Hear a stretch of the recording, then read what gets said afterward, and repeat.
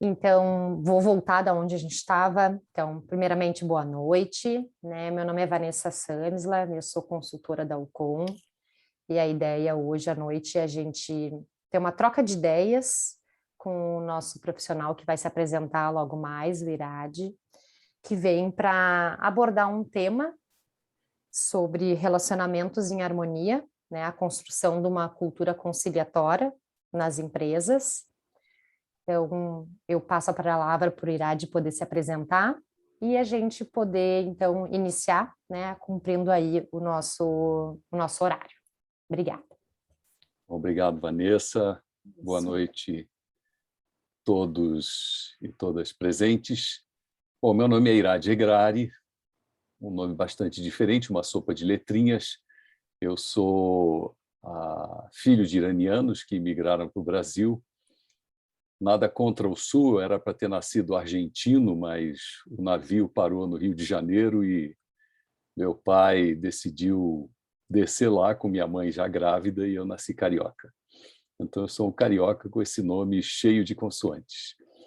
A minha formação é na área de engenharia eletrônica, eu sou engenheiro eletrônico, mestrado nessa área, mas a vida me conduziu sempre para essa área das relações humanas e da busca de melhorar as condições de trabalho.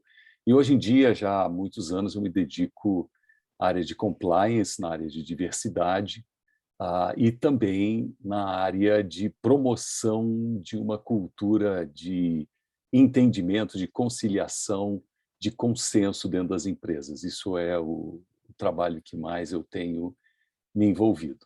Então, também consultor da Alcon e tocando adiante várias propostas dentro dessa área.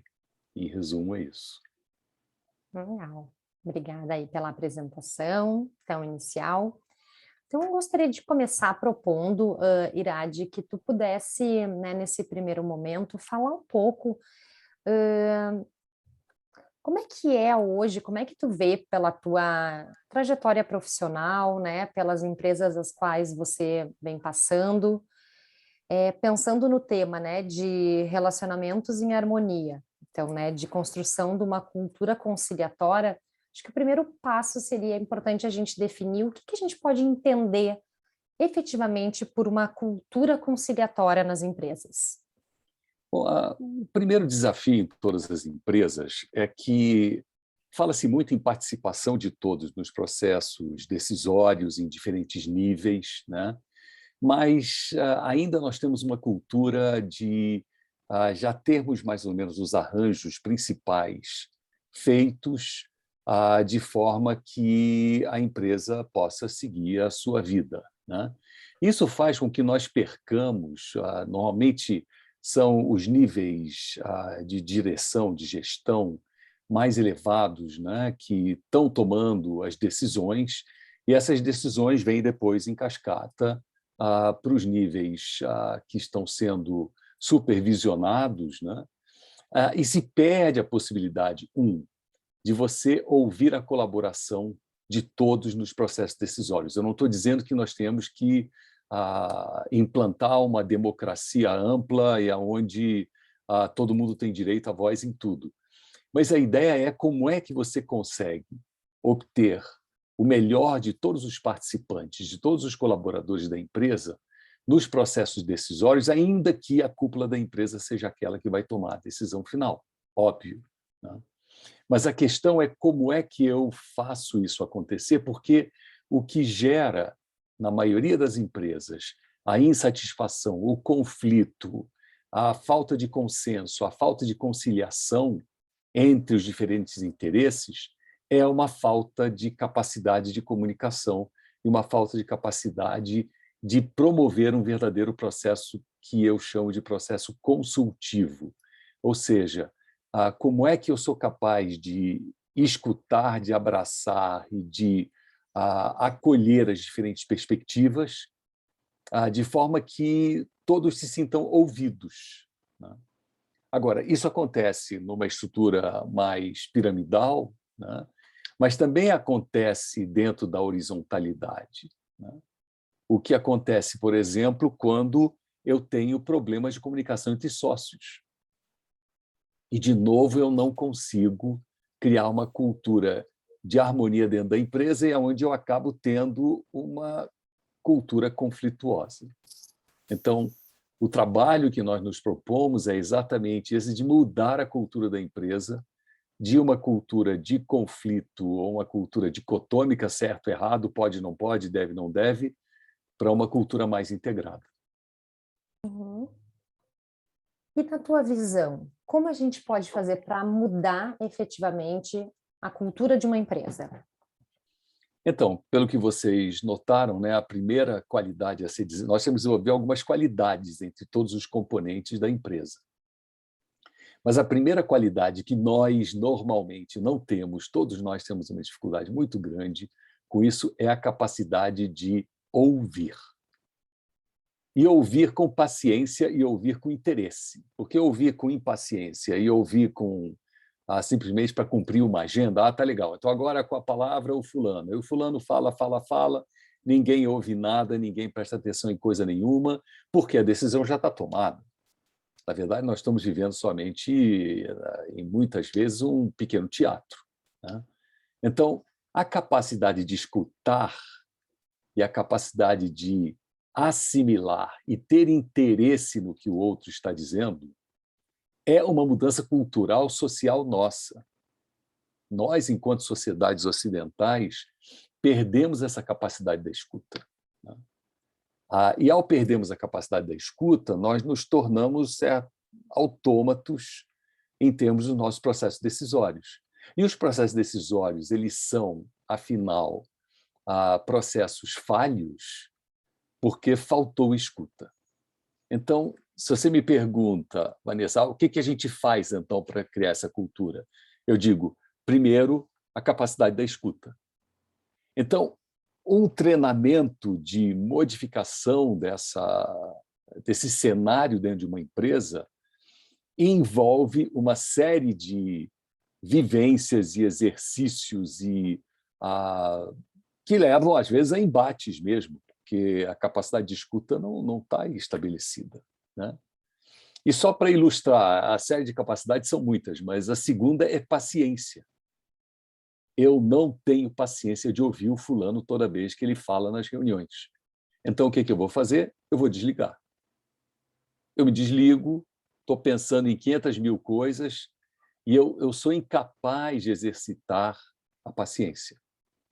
Então, se eu quero escutar e eu preciso ser paciente, vocês vão ver que, obviamente, a terceira capacidade a ser desenvolvida é a capacidade da humildade. Eu preciso reconhecer que eu não tenho conhecimento de tudo, eu posso reconhecer que outros têm conhecimentos melhores do que os meus, né? Mas nesse embate que nós vivemos hoje em dia, nessa cultura estabelecida dentro das empresas, que é uma cultura do conflito, né? Essa cultura ela se coloca como um impeditivo para essas três capacidades que eu quero desenvolver. Por isso que a gente está falando em mudança cultural. É uma mudança de cultura. Eu não levo simplesmente uma fórmula mágica em que eu dou um manualzinho e digo, ok, está aí, olha, vamos lá, vocês vão ser capazes agora de se transformar e vai ficar tudo uma beleza, né? Como é que você muda uma cultura onde não existe escuta, onde não existe paciência, onde não existe humildade? Está parecendo uma conversa de encontro de terapia de grupo, né? Olha, vocês precisam mudar, né? Mas quando eu entro na empresa, eu digo, olha, eu não sou terapeuta, eu logo vou dando cartada, eu sou engenheiro eletrônico, não entendo nada de terapia, logo para eles acharem que eu não vim aqui para fazer a cabeça de ninguém. Mas quando eles começam a descobrir que eles são impacientes, que eles são arrogantes e que eles simplesmente se fecham e não querem ouvir nada além da sua própria voz, eu digo, olha, a sua empresa está indo para o brejo por causa disso. Agora, mudem e vocês vão ver que a coisa muda. Então nós precisamos chamar alguém de processo terapêutico para a empresa? Aí eu sou obrigado a dizer que não. porque não é terapia que nós estamos falando. Nós estamos falando em uma mudança comportamental empresarial. E essa mudança comportamental empresarial ela leva a gente por caminhos bastante desafiadores, né? Tão desafiador quanto o CEO da empresa sentar, de repente, com alguém que ele acha que não tem a devida formação para poder sentar com ele à mesa. Mas vai ter que experimentar e sentar. E como é que vai ser isso? Como é que você vai mudar, né? Acho que esse é um ponto, né, Irad, bem importante, quando a gente trabalha dentro das organizações e a gente vê, não tem uma receita de bolo pronta, né? Olha, trabalhar e mudar a cultura dessa organização, se a gente for assim, esse é o caminho. Não tem uma fórmula mágica e única, né? Mas tem uma certeza que isso passa pelo modelo de gestão, né?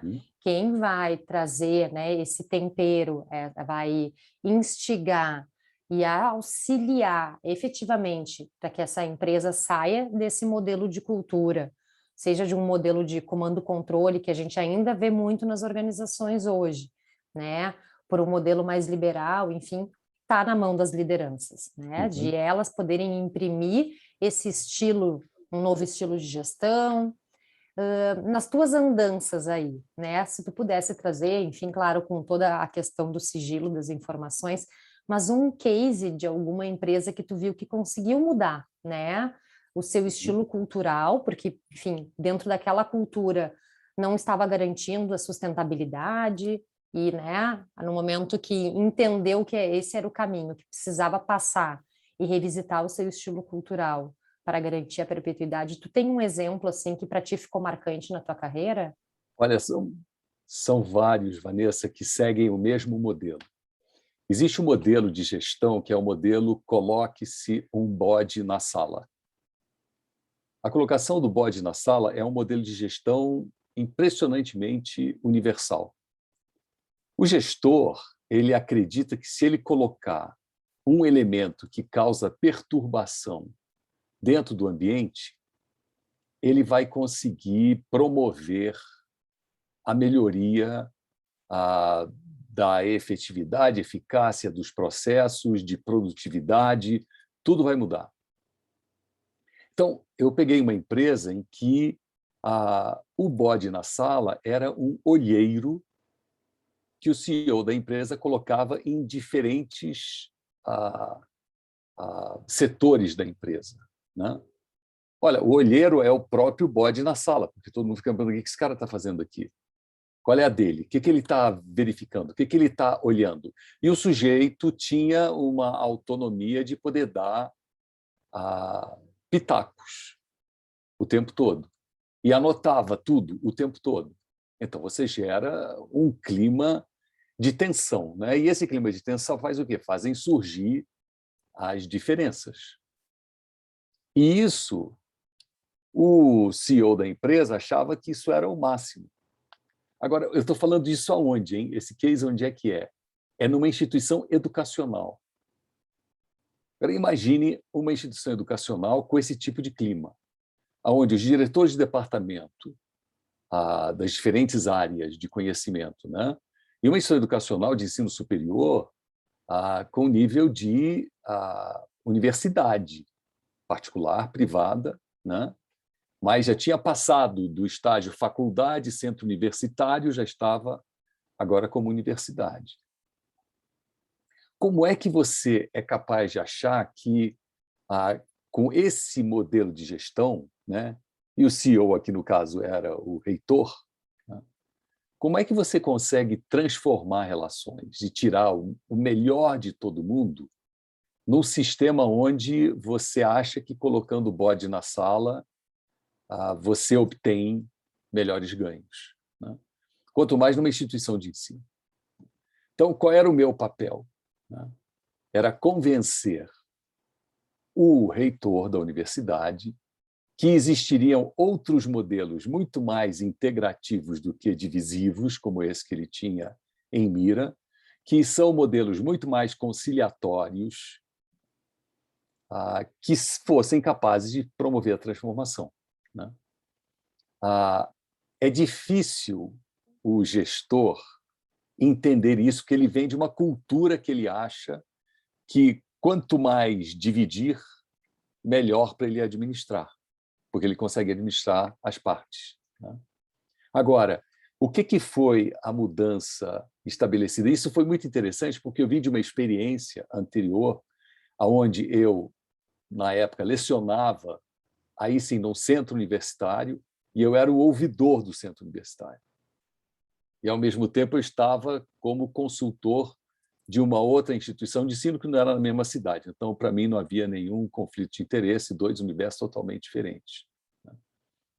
Aonde o papel conciliador foi o elemento de sucesso. Quer dizer, a transformação foi a partir desse elemento conciliador, né? A partir dessa perspectiva de mudança de escuta, dessa perspectiva de mudança de paciência, dessa perspectiva de mudança de humildade. Eu trabalhei com esse tripé, e é o tripé que eu apresentei a vocês aqui agora. Então, como é que é o processo, né? Isso não é um método, eu não chamo de método, eu chamo de processo.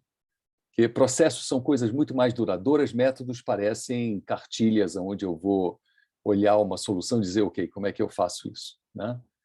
Mas o processo que faz com que você faça do reitor de uma universidade alguém que esteja disposto a escutar a todos, né? E que ele aceite que ele não tem a soberania de conhecimento sobre todo mundo, é um processo de transformação muito grande. E como é que a gente opera isso? A gente opera isso através de um conjunto de dinâmicas de encontros, né? De reuniões de planejamento, porém, elas trazem dentro de si uma possibilidade do entendimento desses valores. E aí cai a ficha. Então, é um processo realmente de transformação cultural. Perfeito, perfeito. Dentro desses ambientes organizacionais, né, onde a gente tem tentado estabelecer, né, um ambiente com uma relação mais de harmonia, né, para poder construir uma cultura conciliatória, o contrário, né, o que tu tem encontrado como principais desarmonias nas empresas hoje, que tem impedido tu conseguir estabelecer esse ambiente mais conciliatório? Então, a primeira coisa que aparece muito, né, é a incapacidade de todos os atores de conseguirem olhar para uma mesma direção. Eles acham que estão olhando para uma mesma direção. Eu não estou falando dos processos de planejamento estratégico tradicionais, né, de nós formularmos uma visão, missão, quais são os valores da empresa, e daí, então, buscarmos unir todo mundo em torno disso. A conclusão que eu cheguei ao longo dos anos é que fazer com que todos consigam olhar na mesma direção é uma tarefa que depende de escuta. Eu preciso ouvir o que os outros estão dizendo. O que é realmente o sonho de cada um? O que cada um... Porque, imagine, vamos pegar de novo o exemplo da universidade, né? A universidade privada ela tem um conjunto de sócios que são aqueles que iniciaram o empreendimento, que têm o interesse, obviamente, em que seja um empreendimento bem-sucedido, que leve educação, mas que também seja rentável, né? O reitor tem a missão de fazer com que esse empreendimento bem-sucedido, em termos educacionais, alcance seu objeto através de quem? Através de um conjunto de diretores ou coordenadores de departamento que fazem com que os cursos tenham excelência. Os cursos somente terão excelência se eu tiver um conjunto de professores contratados pelos coordenadores ou diretores que tenham conhecimento, experiência, didática, e que sejam líderes, né, em sala de aula. E aí aparecem os alunos, onde eles têm uma série de anseios, né, que às vezes não batem com os anseios da cúpula de sócios que iniciaram o empreendimento e tampouco dialogam com os anseios do reitor, dos coordenadores ou dos professores. Está montado o circo. Como é que você faz essa turma toda olhar para uma mesma direção? E o fundamental é eu ser capaz de comunicar com essa direção para que os alunos que se matriculam na universidade saibam que essa universidade tem esse propósito. Ela mira esse objetivo. Mas quando nada disso está muito claro, eu só tenho conflitos. Então, a falta, que você me perguntou, né? O que falta? Né? Falta olhar para uma mesma direção. Eu nem digo ter uma mesma visão. Para mim, ter uma mesma visão é um outro negócio para lá de complexo. Aqueles que estão aqui presentes hoje à noite, que trabalham com planejamento estratégico, que ajudam o planejamento, sabem como é difícil você formular realmente uma visão unificada de todos. Às vezes a gente acaba batendo martelo para ver se acaba logo com esse sofrimento, porque a frase não sai tão fácil. Mas essa coisa de olhar para a mesma direção é o que diminui os tensionamentos maiores que aparecem dentro de uma organização.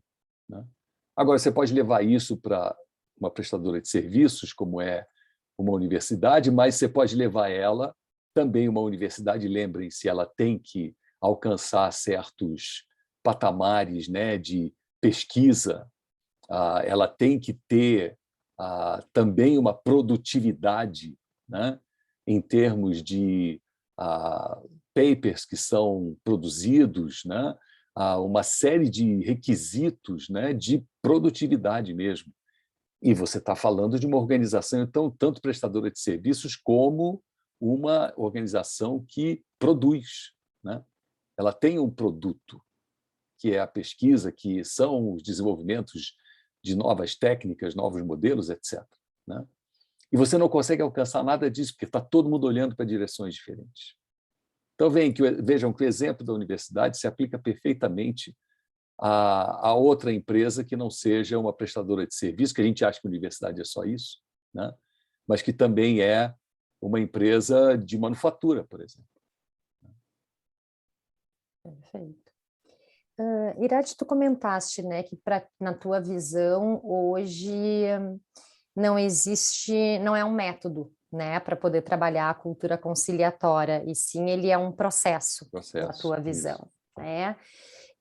Se tu pudesse explanar um pouco mais para a gente, e talvez até esclarecer para mim também, o que tu tem identificado como mais eficiente, né, dentro dos processos de trabalho para trabalhar uma cultura conciliatória? Então, por exemplo, você tem que pegar algumas formas, né, de trabalhar o processo através de conquistar os grupos que estão sendo trabalhados através do pensamento. Tá? Então, por exemplo, eu tenho uma reunião de planejamento em que eu abro a questão com uma frase: disciplina é liberdade. Disciplina é liberdade? Não, disciplina é prisão.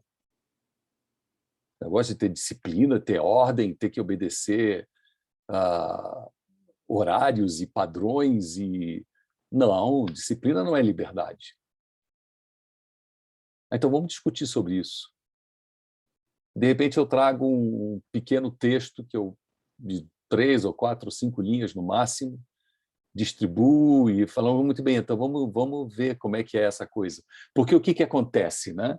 Eu não consigo fazer com que as pessoas de uma empresa, né, os colaboradores da empresa, tenham capacidade de escuta, paciência e humildade se eles não tiverem disciplina. E, obviamente, o que mais falta na empresa, por exemplo, é estabelecer o que são as delimitações de disciplina, por exemplo. Por exemplo, estou pegando um exemplo. Pode ser o problema de uma determinada empresa. Né? Outra empresa, por exemplo, você pode encontrar uma dificuldade que eles não conseguem sobrepujar, né? A falta de uma melhor palavra, ultrapassar, vencer, né? Porque eles estão sempre presos a fórmulas mágicas. Nós fazemos assim, e aqui assim dá certo. Pô, mas vocês estão querendo inovar, se vocês são uma empresa de inovação, que história é essa de que isso aqui é o padrão que funciona, né? Então, é a típica empresa que você entra lá dentro e vê que todos os colaboradores estão presos a um modelo mental de que nós seguimos a disciplina, assim, tanto seguimos a disciplina que nós nos negamos a mudarmos os modelos mentais que nós adotamos aqui dentro. Daí, então, eu tenho que levar uma outra frase, né? Eu tenho que pensar em alguma forma de provocá-los a verem o que significa ser um modelo mental, ser, na verdade, uma armadura para você, e não um elemento que possa trazer método para dentro da sua empresa, né? Então, cada empresa você tem que fazer o diagnóstico dela, né?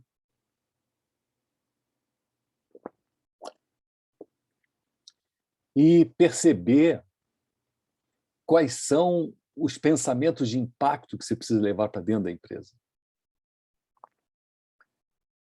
Por isso que pode parecer alguma coisa próxima de terapia. Você fala, olha, não é terapia, porque eu, de novo, não estou aqui querendo terapeutizar vocês, eu estou terapeutizando a empresa. A empresa tem um problema de disciplina, a empresa tem um problema de se agarrar a modelos e padrões já estabelecidos. Por que ela faz isso, né? Porque é mais fácil. Quer dizer, eu já fiz isso, já deu certo de outra vez, por que eu preciso arriscar? Eu não quero correr riscos. Ou se você não quer correr riscos, você também não consegue inovar. Mas ela te contrata pedindo que ela quer inovar, que ela quer mudanças. De novo, eu volto a essa questão do processo da cultura da empresa. Então, o meu papel muito é de um revolucionário cultural. Quer dizer, entrar na empresa e dizer, olha, nós temos esses problemas aqui dentro, né?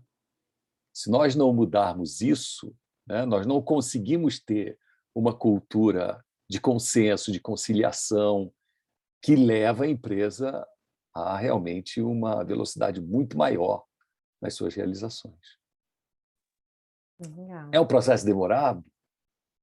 É demorado, não é uma coisa para você resolver em 1 mês, 2 meses, né? Uhum.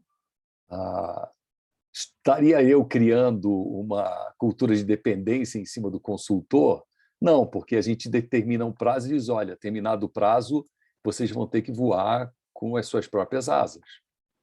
Não tem mais isso de ficar tendo o consultor como moderador, como facilitador, como mediador. O papel não é isso, o papel é mudar a cultura da empresa. Pegar o gancho aí, Irad. Tu falaste numa palavra, né, que é a palavra de mediador, né? Uhum. Qual que é a principal diferença entre, né, a atuação de um mediador e de um conciliador?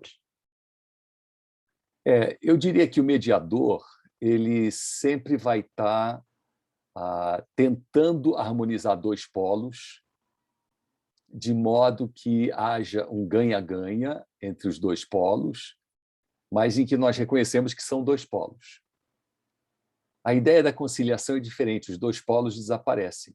A ideia é transformar a cultura para que você não esteja prisioneiro de uma cultura dicotômica. De novo, a nossa cultura ocidental é dicotômica, né?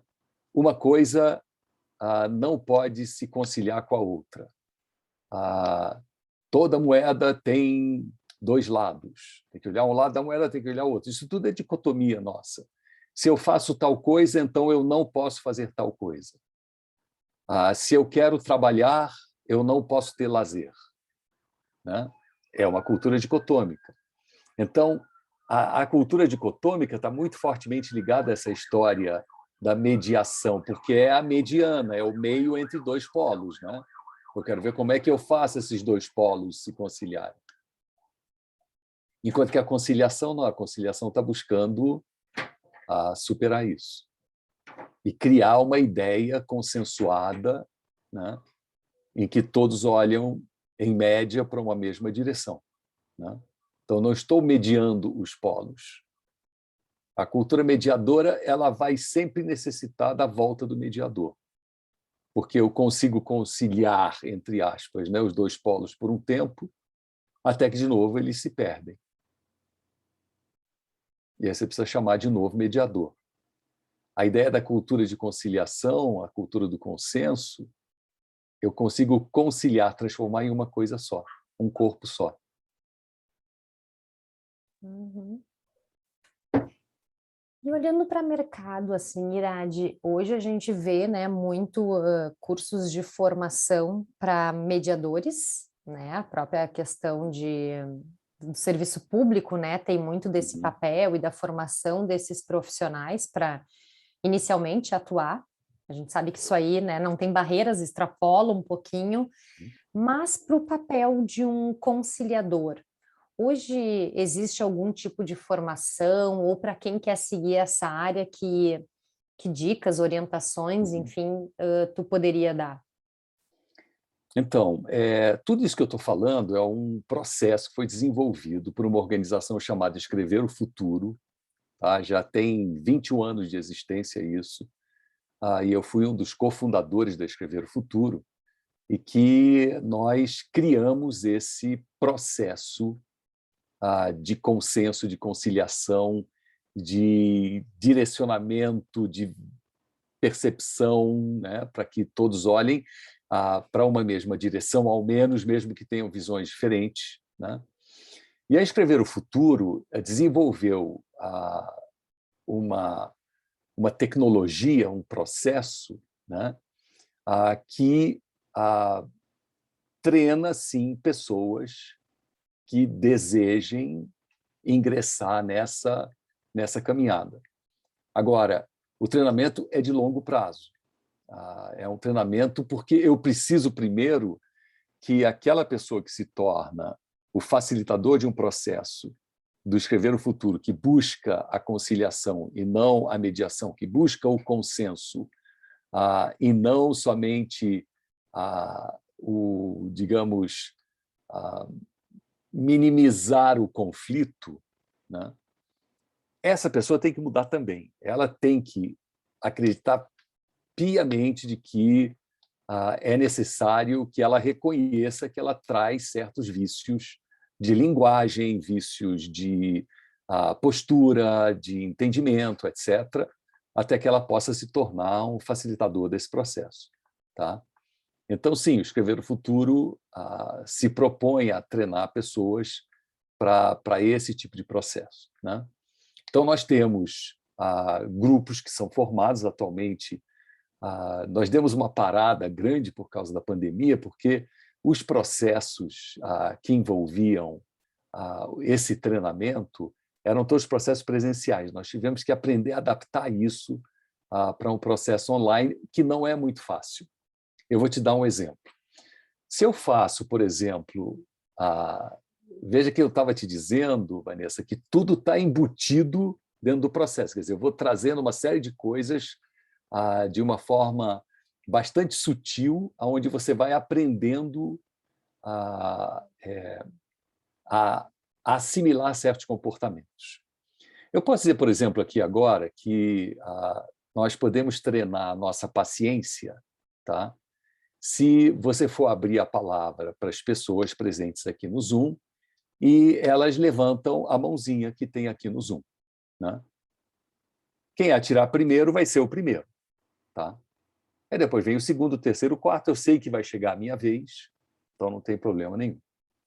O que nós fazemos de conceder a palavra num treinamento da Escrever o Futuro, você está em círculo e eu estou com a palavra, eu passo para a primeira pessoa à minha direita.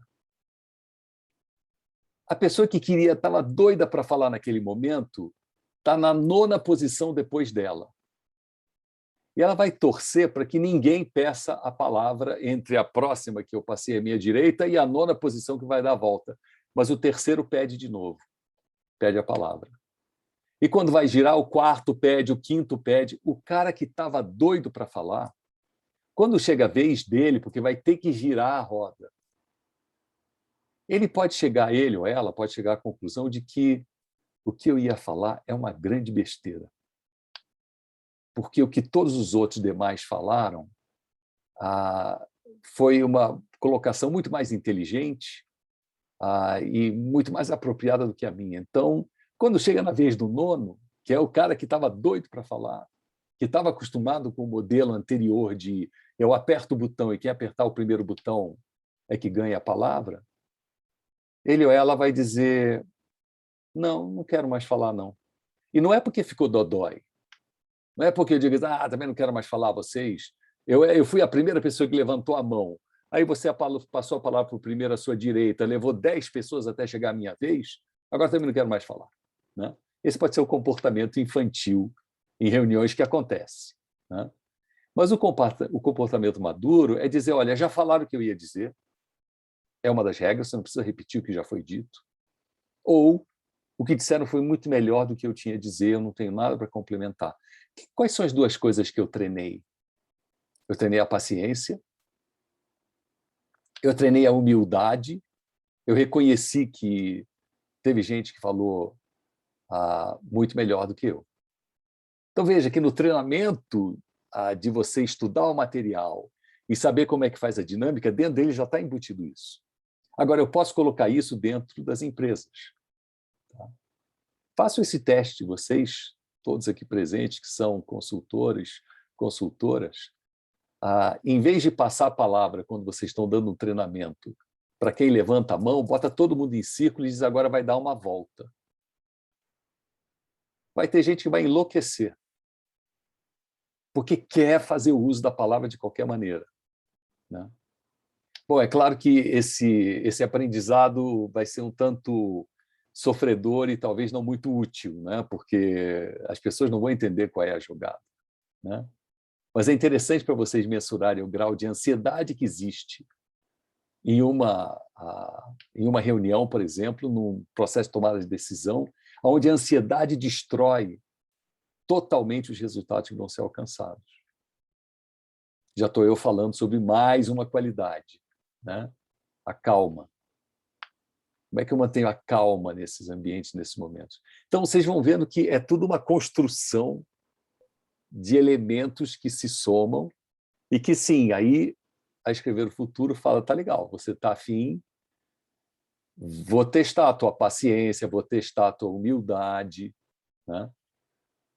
Vou testar a tua ansiedade, até que você diga, ok, dou conta. Né?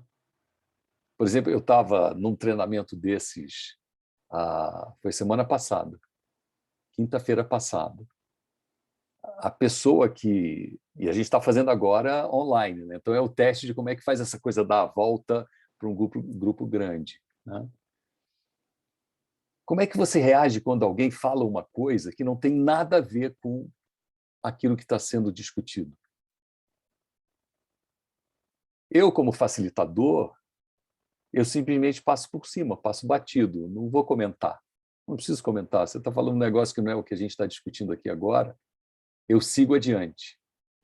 Mas uma participante quis retrucar o que a outra participante tinha dito como sendo uma coisa despropositada.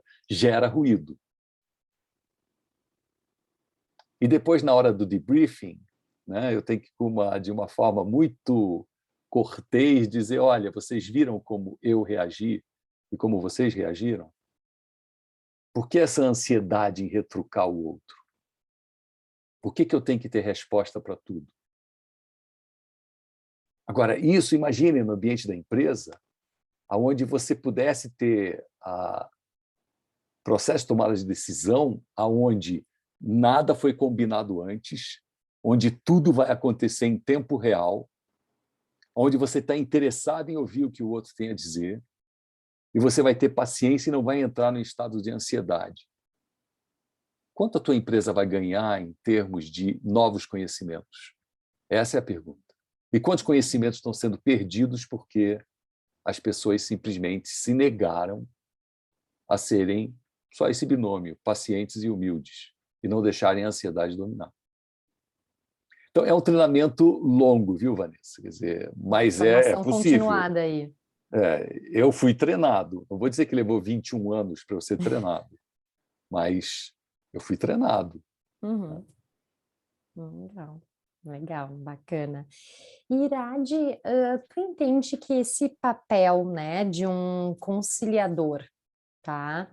Ele também pode ser desenvolvido por um profissional de dentro da própria empresa? Ou tu entende que não, esse é Perfeitamente. um papel fundamental, mas assim, hoje, aquela coisa, né? Casa de ferreiro, espeto de pau. Ou como é que tu vê desempenhar este papel, né? Quando eu faço parte dessa cultura também? A ideia, Vanessa, é exatamente que todos da empresa sejam treinados nesse papel.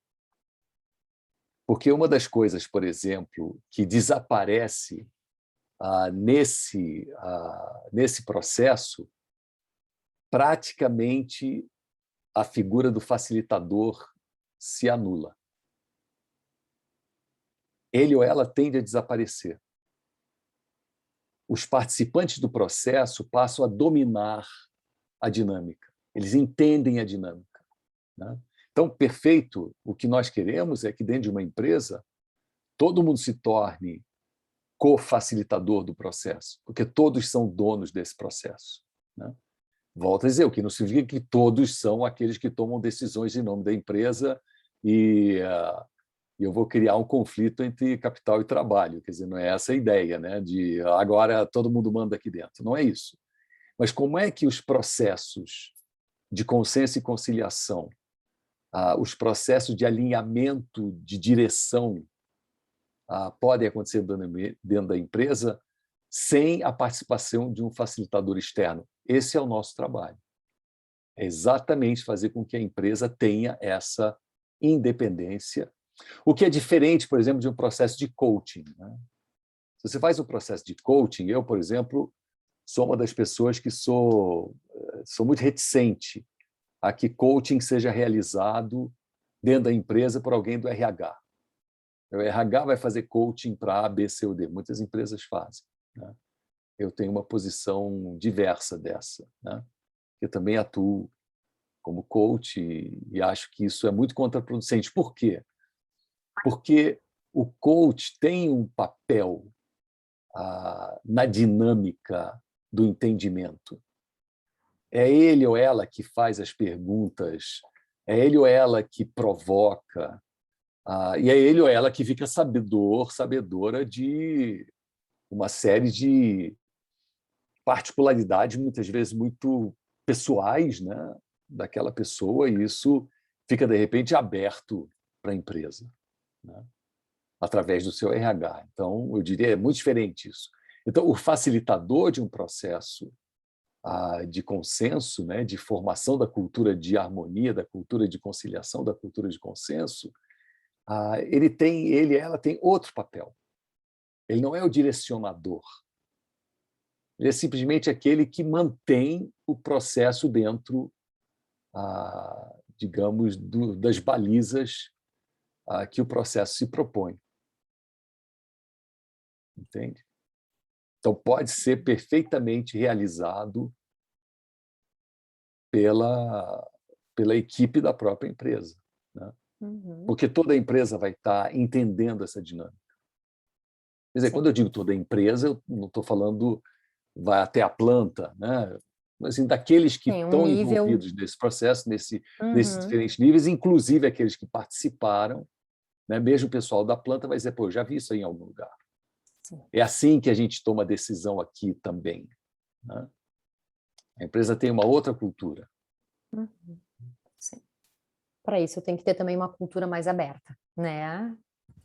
Ou vai abrir a forceps, né? Ou Aham. você abre ou você abre. Quer dizer, Uhum. se você está pedindo ajuda e você tem um diagnóstico dado por quem foi convocado a lhe ajudar, dizendo, olha, o teu problema É está isso sendo aí. esse e os instrumentos que eu tenho são esses, né? Ele pode, de repente, ela, o CEO da empresa pode dizer, não, eu gosto da cultura do bode na sala. Ótimo, ok, muito obrigado. Não é o meu processo que vai te ajudar, né? Se você acredita piamente nisso, você está querendo que eu possa lhe ajudar a encontrar novos bodes na sala? Outros bodes para colocar. Outros bodes para colocar? Eu não consigo, não é o meu papel, né? Mas se você está dizendo, olha, realmente o que você diz tem sentido, então me ajude a eu perceber essa coisa. E funciona, eu te digo, olha, nós já passamos por inúmeras empresas e a coisa reverbera, tem eco, né? E o interessante é, só finalizando um pouco essa parte que você fez a pergunta, é a gente dificilmente, em um prazo muito curto, volta para a mesma empresa. E por prazo curto, eu digo assim, 3, 4 anos, né? Porque você assimila e incorpora. Sim, entra na cultura dessa Entra empresa, na né? Nessa cultura da nova empresa. cultura. Agora, os 4 anos se passam, as pessoas mudam, entra gente nova, e não assimila essa cultura. Tem algumas pessoas que têm personalidades muito fortes e acabam bagunçando um pouco o coreto, né? Muda a direção, Processos de fusão, né? De isso, muda, por aquisições. exemplo, aqueles que tinham autoridade dentro da empresa, e aí, bom, aí você precisa mudar e tudo bem, tem que E voltar. tu identifica, Irade, assim, algum segmento de empresa que acaba demandando mais esse tipo de trabalho? Eu não sei se tem por ou segmento, ou mais empresas do segmento privado, ou mais público. Porque a gente sabe, né? Às vezes tem algum tipo, uma característica de empresa que talvez, pegar um exemplo, né? Serviço público, para quem já transitou por ali, são empresas mais conservadoras, as coisas demoram mais para mudar, a gente mudar o mindset, né? O modelo mental das lideranças requer aí um esforço um pouco maior, a gestão da consequência é diferente, então as mudanças tendem a ser mais devagar. A iniciativa privada já é um pouco mais diferente, né? Apesar de que tem empresas que também demoram mais para mudar, ou alguns segmentos mais conservadores, empresas outras que já estão mais abertas, né? Pega empresas da área de tecnologia, elas já têm um modelo, startups, né? Já são empresas mais abertas. Mas se tu consegue identificar isso assim nas tuas Olha, andanças. pela minha experiência, infelizmente, o setor público ele é muito difícil para esse tipo de mudança de cultura, porque você não consegue mudar a cultura do setor público como um todo, né? E as mudanças de gestão são muito frequentes demais. Então, até posso lhe dizer, houve uma tentativa disso lá atrás, exatamente 20 anos atrás, quando isso tudo começou, né? Aí quem for fazer conta vai saber qual é o governo que eu estou falando, mas eu não quero entrar no detalhe. Mas não deu certo, porque mesmo, quer dizer, sem fazer qualquer segredo, foi o governo da FHC, né? Acreditava-se que haveria uma certa estabilidade em termos de indicações dos gestores e tudo isso, então fazer um processo mais amplo é muito difícil. Porque tem mudanças o tempo todo que dependem dos ventos da política, e tudo isso bagunça tudo. Então, o setor público, mesmo as autarquias, etc., eu diria, são mais difíceis, né? Como você bem detectou, né, Vanessa? Por exemplo, você fala as startups, as empresas de tecnologia, essa nova face que o mercado vem reconhecendo e cada vez mais, né, trazendo ideias e soluções brilhantes e desafios maiores, sempre está mais aberta, né? Mas as empresas tradicionais, né, elas precisam muito disso porque elas às vezes se encontram em dilemas muito profundos, e dilemas esses não estão sendo solucionados de uma forma muito verticalizada. Então, toda a ideia do consenso é a horizontalização de processos, né? Então, a gente sente isso, quer dizer, há empresas de grande porte, né, que às vezes conseguiram, às vezes eu digo nesses casos que eu estou me lembrando aqui, conseguem resolver as suas questões, né? Então, eu acho que é de tudo, mas eu diria só em termos do mundo governamental, público, é bem difícil, é mais difícil. Com certeza, E os talvez obstáculos. uma relação custo-benefício muito cruel, né? Porque você pode jogar todo o investimento fora porque, de repente, mudou a gestão toda. Uhum. Sim, tem toda uma questão política muito forte, né, É, por muito detrás aí, forte. que É, muda governo, muda tudo. principalmente cargos de gestão, né, de liderança que estariam aí, que seriam os propulsores dessa mudança, acabam se alterando. E aí, enfim, a Exato, gente está... É um eterno recomeço. exato. Perfeito. Legal, Verdade. legal. Pessoal, eu vou colocar aqui também, vou deixar aberto aqui, tanto pelo chat ou ao vivo, né? Quem quiser aí se sentir à vontade, convidado para estar fazendo alguma colocação para o Irade, tá? A qualquer momento.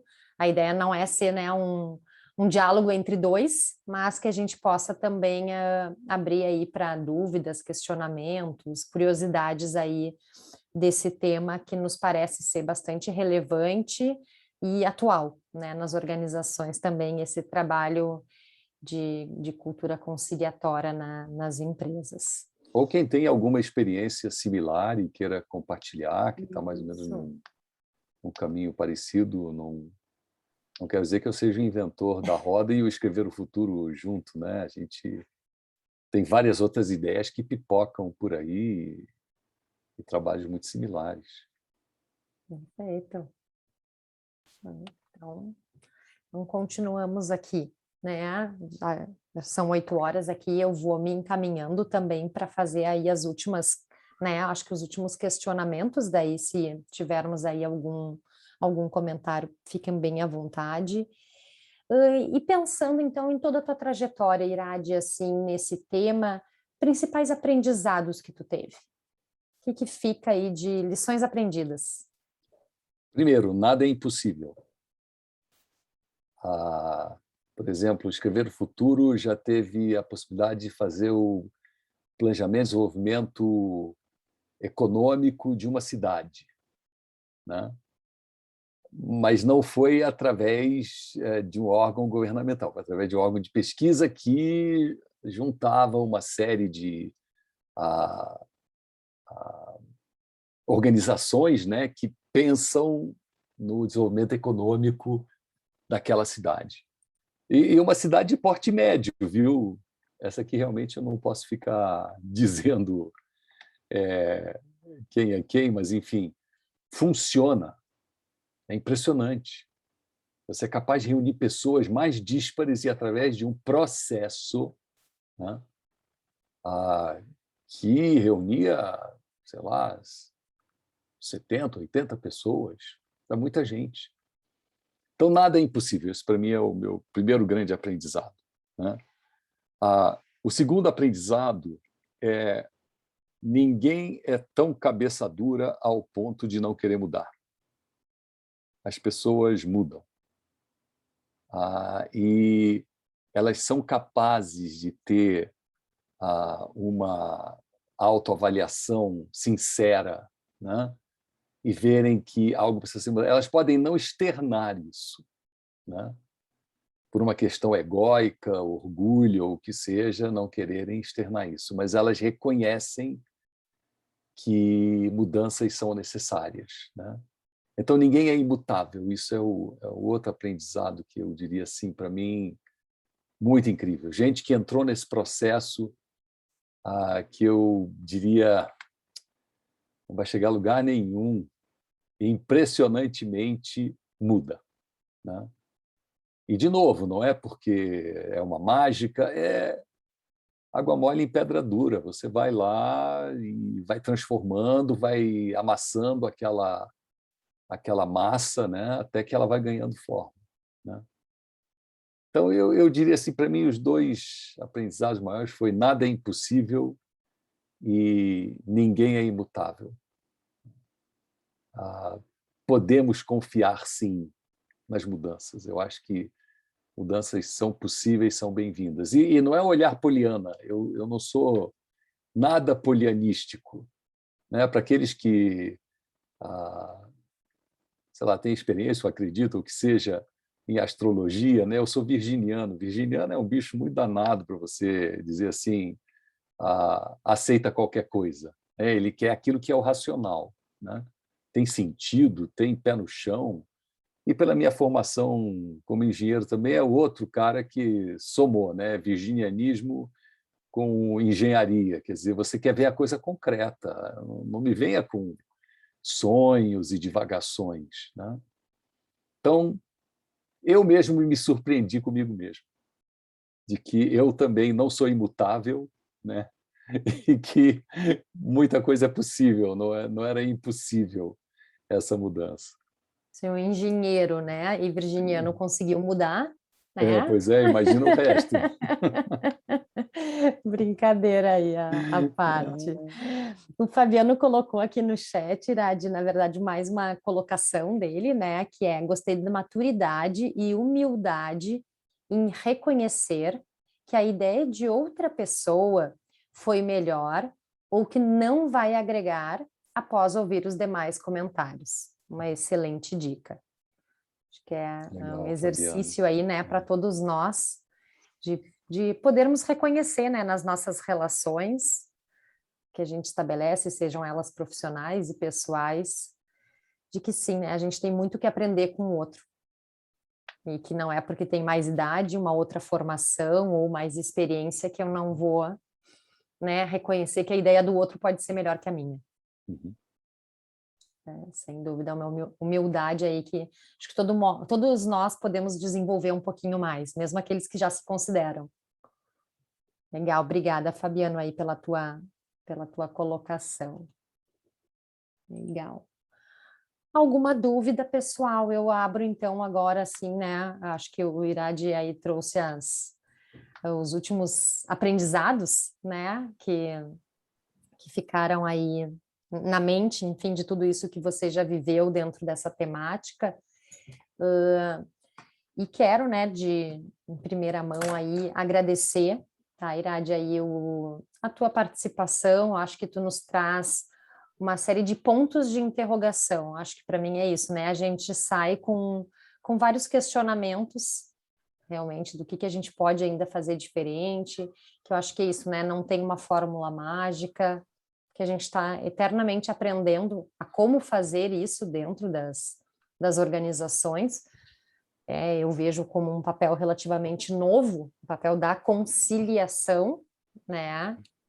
Diferente da mediação, do coaching ou do consultor, mas isso que tu nos traz como uma cultura conciliatória, a fim de poder propiciar uma relação de harmonia dentro das empresas, que é isso que a gente quer, né? Seja trabalhando como consultor ou atuando diretamente dentro de uma organização, que a gente se sinta, né, numa relação aí harmoniosa, para que a gente possa dar o nosso máximo, o nosso melhor e ver que está valendo a pena investir o nosso tempo nessa empresa que a gente escolheu estar nesse momento. Então, quero aí te agradecer, né? Pelo menos para mim foi extremamente relevante essas perguntas que tu nos traz, né, a tua vivência, as tuas colocações aí, como um estímulo para a gente poder estar refletindo a forma como a gente vem atuando e trabalhando dentro das empresas.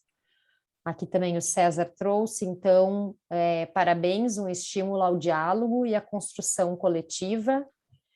A Neri, gratidão pelo aprendizado e os bons momentos de uma nova visão na construção de propósito. Então, muito estimulante.